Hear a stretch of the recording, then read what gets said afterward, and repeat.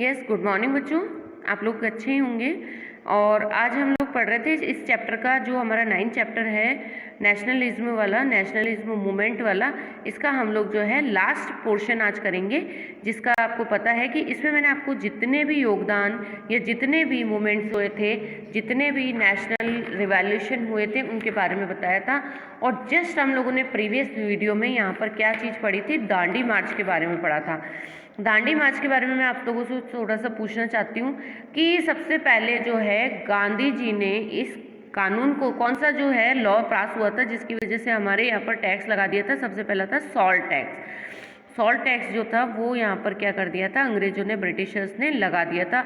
और उसको क्या कर दिया था, वसूल करने के लिए इन्होंने तरह तरह के मतलब यहाँ पर कानून बना दिए थे। तो गांधी जी ने क्या किया, इसका उल्लंघन किया और इसको तोड़ने के लिए दांडी मार्च नाम का आंदोलन किया था। ठीक है, उसमें जो किस तरीके से इन्होंने अपनी कांग्रेस के लिए इलेक्शंस हुए थे, इलेक्शंस में देखा गया कि कांग्रेस की सीटें आई, लेकिन इसमें जो है कांग्रेस ने अपनी एक डिमांड रखी थी कि आप लोग जब चुनाव होंगे, अगर उसमें कांग्रेस का शासन आ जाता है तो हम लोग आपको वर्ल्ड वॉर सेकेंड में आपको क्या करेंगे, हेल्प करेंगे। वर्ल्ड वॉर सेकेंड में हेल्प करने के बाद में ब्रिटिशर्स को ये कहा गया कि आप लोग क्या है कि अब भारत को स्वतंत्र कर देंगे। लेकिन इस बात को जो है, भारतीयों की बात को ब्रिटिशर्स ने अनएक्सेप्ट कर दिया था। उसके बाद में क्या किया, यहाँ पर जितने भी जो नेशनल कांग्रेस के जितने भी अधिकारी थे या कांग्रेस जो सरकार थी, उसने इसका विरोध किया और विरोध करने के लिए उन्होंने अपने जो है रिजाइन्स दे दिए थे। आज इसका हम लोग नेक्स्ट पॉइंट पढ़ते हैं। लास्ट ही हमारा टॉपिक है चैप्टर का, भारत छोड़ो और उसके बाद की जो स्थिति थी, मतलब क्वाइट इंडिया एंड लेटर, कि भारत छोड़ो आंदोलन भी एक आंदोलन हुआ था कि जब ब्रिटिशर्स ने यहाँ पर नहीं मानना शुरू किया था कि भाई हम लोग भारत को नहीं छोड़ रहे हैं, तो फिर इतने लार्ज स्केल पर यहाँ पर जो है एक आंदोलन हुआ था, भारत छोड़ो आंदोलन। तब देखिए ब्रिटिशर्स की क्या कंडीशन हुई थी। Mahatma Gandhi decided to institute a new phase of movement against the British of the middle of the second world war. जब इनकी बात को मानने से लिए ब्रिटिशर्स ने मना कर दिया था, तो महात्मा गांधी ने दूसरे विश्व युद्ध के बाद अंग्रेजों के खिलाफ आंदोलन का एक नया स्टेप उठाया। उन्होंने क्या किया, the British in the middle of the second world war, है ना, मतलब दूसरे विश्व युद्ध के बीच में ही, उसके बाद में ही, the British must quit India immediately. उन्होंने कहा कि अंग्रेजों तुम जल्दी से भारत को छोड़ो। एंड ही टोल्ड देम, उनको कहा गया कि अगर आप लोग भारत छोड़कर नहीं गए तो बहुत बड़े सत्याग्रह कानून यहाँ पर लागू कर दिए जाएंगे। He told them to the people, he said do or die. तो इसके लिए लोगों ने कहा या तो करो या फिर मरो। जनता को इस सिद्धांत पर चलने के लिए बात कही गई। अब क्या कहा गया, देखिए, do or die in your efforts to fight the British, कि हम लोगों को ब्रिटिशर्स के खिलाफ जो क्या करना पड़ेगा, अपने पूरे प्रयास और लड़ाई करनी पड़ेगी, जिससे ब्रिटिशर्स को हमें भारत से भगाना होगा। But you must fight non violently. लेकिन गांधी जी ने एक बात कही थी कि हमको इनके विरुद्ध जो लड़ाई करनी है वो अहिंसक रूप से करनी है। अहिंसा का मतलब होता है बच्चों, बिना मार पीट के या बिना हत्याएं किए हुए। गांधी जी जो थे अहिंसा के पुजारी थे ना, नॉन वायलेंटरी प्रिंसिपल पर चलते थे। Gandhi ji and other leaders were jailed at once, but the movement spread. It especially attend presents to be the youth to give their studies and join it. Communication and symbols of state authority were attacked all over the country. In many areas, the people set up their own governments. अब क्या हुआ था कि गांधी जी और अन्य नेता जो थे वो उनको फौरन क्या कर दिया गया, ब्रिटिश सरकार ने उनको जेल में डाल दिया। और इसके बावजूद यह आंदोलन क्या हुआ, बाहर चलता रहा। लोगों में इसके लिए बहुत जागृति थी। किसान और युवा जो थे इस आंदोलन में बड़ी संख्या में शामिल हुए थे, और जो स्टूडेंट्स थे उन लोगों ने अपनी पढ़ाइयाँ छोड़ कर आंदोलन में भाग लिया, वो भी इन्वॉल्व हो गए थे। देश में पूरे में जो थे कम्युनिकेशन और जितनी भी राज सत्ता थी उन पर हमले होने लगे। बहुत सारे इलाकों में लोगों ने अपनी सरकार का गठन कर लिया, अपनी सेपरेट गवर्नमेंट बना ली थी। The British response to the British was severe representation. By the end of 1940, over 90,000 people were arrested and around 1 lakh killed in the police firing. In many areas, order given the marching gun crowded from the aeroplanes.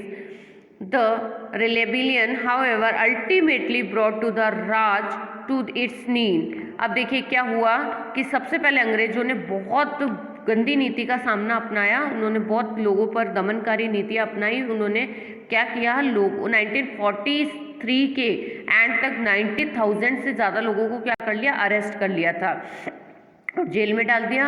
लगभग 1000 लोग जो है police की गोली से मारे गए थे और बहुत सारे इलाकों में हवाई फायरिंग की गई, लोगों पर जो है एरोप्लेन से गोलियां बरसाने का आदेश दे दिया गया था। लेकिन एंड में क्या हुआ, इस विद्रोह ने ब्रिटिश राज को घुटने टेकने के लिए मजबूर कर दिया कि अल्टीमेटली जो है, जो ब्रिटिश राज है उसको अपने घुटने टेकने पड़ेंगे। यहाँ पर लिखा हुआ राज टू इट नीज, ठीक है। नेक्स्ट आता है स्वतंत्रता और विभाजन की ओर, towards independence and the partition. Meanwhile, the 1940 the Muslim League and move other solution demanding independence state for Muslims in northwestern and eastern area of the country. The resolution did not mention preparation for the Pakistan. Why did the League ask to the Ottoman's arrangement for the Muslims or the subcontinent? क्या किया गया 1940 में, मुस्लिम league ने देश के जो पश्चिमोत्तर तथा पूर्वी क्षेत्रों में मुसलमानों के लिए जो स्वतंत्र राज्य की मांग करते हुए एक प्रस्ताव पारित किया। उसमें कहा गया मुस्लिम वाले लोगों ने कि हमारे लिए एक अलग से क्या बना दीजिए, स्वतंत्र राज्य बना दीजिए, एक अलग से स्टेट बना दीजिए। और ये जो इन्होंने डिमांड करी थी उसमें पाकिस्तान का जिक्र नहीं था। उन्होंने ये नहीं कहा था कि पाकिस्तान को आप डिवाइड कीजिए। मुस्लिम लीग ने क्या कहा, मुसलमानों के लिए एक अलग से स्वायत्त शासन की मांग करी थी। उन्होंने कहा था कि हमारे लिए तो क्या कर दीजिए, आप अरेंजमेंट कर दीजिए मुस्लिम्स के लिए सब कॉन्टिनेंट का। 1930 में देखिए मैं बता देती हूँ, from the 1930 the league began viewing the Muslims in the separate nation from the Hindus developing of the nation. It may be the influenced by the history of the tension between some Hindu and Muslims group in the 1920 and 1930. 1930 के दशक के आखिर साल में मुस्लिम league और हिंदुओं को अलग अलग राष्ट्र मानने लगी थी, है ना। इस विचार तक पहुंचने में 20 और 30 के सेंचुरीज में हिंदू और मुसलमानों के कुछ संगठन के बीच में क्या होने लगे, तनाव होने लगे, दूरियां आने लगी थी। उसके बाद में 1937 में मोर, पहले मैं आपको बताऊंगी इसको पढ़ के। The provision election of the 1937 seemed to have convenienced the League of Muslims were a minority and they would always have to play second fiddle and the democratic structure in freed that Muslims may even the unrepresented.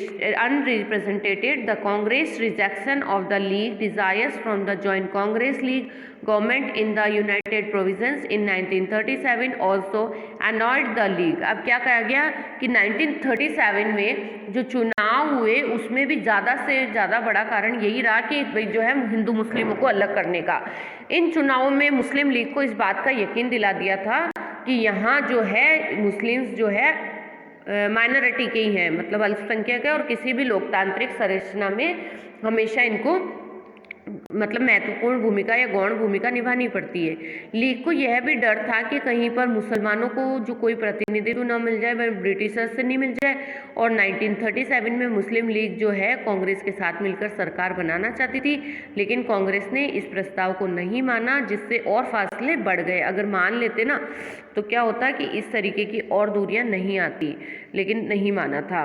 Then देखिए elections of the provisions were again the 1946 to Congress did well in the general constituencies, but the League was success state reserved for the Muslims was separator.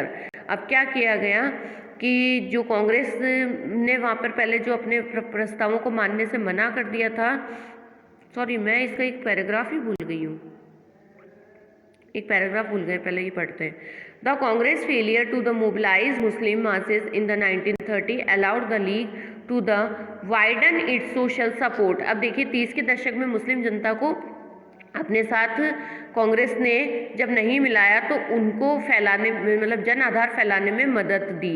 उनको क्या कहा कि भाई मुस्लिमों ने इनके साथ में मिलकर इनको सपोर्ट किया। It's thought to be the elements in the support of the early 1940 When the Congress leaders were into the jail at the end of war 1947, the British opened negotiations between the Congress League and themselves for the independence of India. The talk failed because the League saw itself to the sole spokesperson India's Muslims. The Congress could accept the claim since a large number of Muslim still supported. अब क्या किया गया 1947 में जब अंग्रेजों ने भारतीय स्वतंत्रता के लिए कांग्रेस से बातचीत करी तो उनकी वार्ता क्या रही, असफल रही, फेल हो गए। उन्होंने कहा कि नहीं, क्योंकि लीग का ही कहना था कि जो भारतीय मुसलमान हैं वो एकमात्र प्रतिनिधि है किसके, अपनी लीग के। तो कांग्रेस इस दावे को मंजूर नहीं कर सकती थी क्योंकि उनका ये कहना था कि मुसलमान जो है उनकी लीग अगर अलग है तो उनका प्रतिनिधित्व कांग्रेस करेगी। तो अब कांग्रेस जो थी उन्होंने नहीं मानी इस बात को क्योंकि बहुत सारे मुसलमान अभी भी उनके साथ थे। 1946 में देखिए क्या हुआ था कि सामान्य निर्वाचन क्षेत्रों में जो जनरल कॉन्स्टिट्यूंसी थी वहाँ पर प्रदर्शन तो अच्छा रहा, लेकिन मुसलमानों के लिए जो रिजर्व सीट्स थी उन पर लोगों को ये बेजोड़ सफलता मिली। लीग जो है पाकिस्तान की मांग पर चलती रही और मार्च 1946 में ब्रिटिश सरकार ने इस मांग को अपनी स्वतंत्रता के लिए सही राजनीति बंदोबस्त सुझाने के लिए एक परिसंघ को भारत भेजा। मतलब बताया कि एक आप क्या कर दीजिए, हम लोग इस पाकिस्तान को इनको दे देंगे, लेकिन इसके लिए हम लोगों की कोई डिमांड्स है, उसको भेजा गया। तो इस परिसंघ में ये सुझाव दिया कि भारत अविभाजित रहे और उसे मुस्लिम क्षेत्रों को कुछ ढीले ढाले महासंघ के रूप में संगठित किया जाए कि भाई मुस्लिम को भी इन लोगों को मिला लेना चाहिए। कांग्रेस और मुस्लिम दोनों ही इस प्रस्ताव के कुछ चीज़ों पर तो क्या है एग्री हो गए थे। अब देश का विभाजन जो था वो बिल्कुल होना एक कंफर्म बात हो चुकी थी, अवश्य संभावी हो चुका था। उसके बाद में क्या किया गया, कुछ कैबिनेट की बैठक की गई। After the failure of the cabinet mission the Muslim league decide on the mass agitation of the winning of Pakistan demand. It announced 16 August 1946 Direct Action Day. On this day, riots break of the Calcutta, listening several days and the resulting in the death of the thousands of people. By March 1947, violence spread to the different parts of northern India. Many 100,000 people were killed and numerous women had to face untold mortalities during the partition. Millions of people were forced to flee their homes, torn, announced their homeless, and were reduced. The India changed many cities, charged the country Pakistan was born. So joy of our country, independence from British rule, come mixed with the pain and violence of the partition.